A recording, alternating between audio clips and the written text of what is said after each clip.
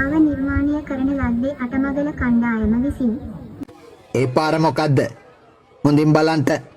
අපූරු කූඩුවක්. මෙන්න බොලේ මොනවද ඔබනවා? කූඩුවේ ලයිට් ටික නම් පත් වුණා.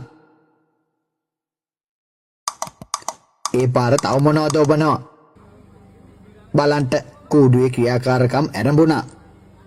අරුම පොදුම කූඩුව අතර මේ කූඩුවට හිමි වෙන්නේ සුවිශේෂී ස්ථානයක්. හොඳින් බලන්න. බැලු බැල්මට රොබෝ කෙනෙක් බව අමුතුවෙන් කියන්න දෙයක් නැහනේ. බලන්නකෝ උජාරුවට හැරි ඉන්න අපූර්ව.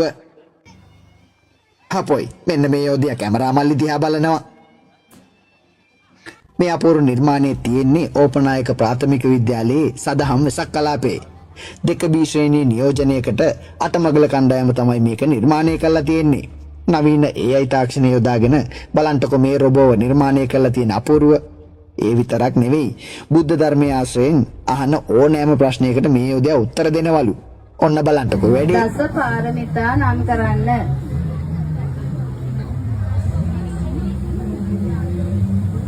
දස පාරමිතා නම් දාන, සීල, නික්කම්ම, පඤ්ඤා, විරිය, කන්ති, සත්‍ය, අදිඨාන, මෙත්තා සහ උපේක්ඛා යන ගුණාංග 10ක්. මේවා බෝධිසත්වයන් වහන්සේලා බුද්ධත්වයේ ලබා ගැනීම සඳහා පුරන ලද කෘත්‍රිම බුද්ධිය භාවිතයෙන් බලන්නකො අහන ප්‍රශ්න වලට උත්තර දෙන අපූර්ව.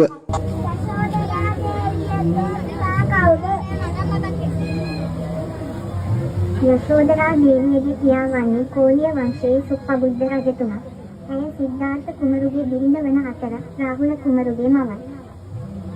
මේ අපූර්ව රොබෝ හාදය හැදුවේ කවුද කියලා අපි අහනකොට බලන්නකො උත්තර දීපු අපූර්ව. මාව නිර්මාණය කරන ලද්දේ අටමගල කණ්ඩායම විසින්. බෞද්ධ දැනුම සහ නව තාක්ෂණය භාවිතා කර මාව නිර්මාණය කර ඇත. මම ඔබගේ බෞද්ධ දැනුම වර්ධනය කර ගැනීමට මට හැකි උපරිමයෙන් උත්සාහ කරනවා. මේ අපූර්ව නිර්මාණයේ කැමරාවට අසු කරගත්තේ විනෝද් කාවින්ද.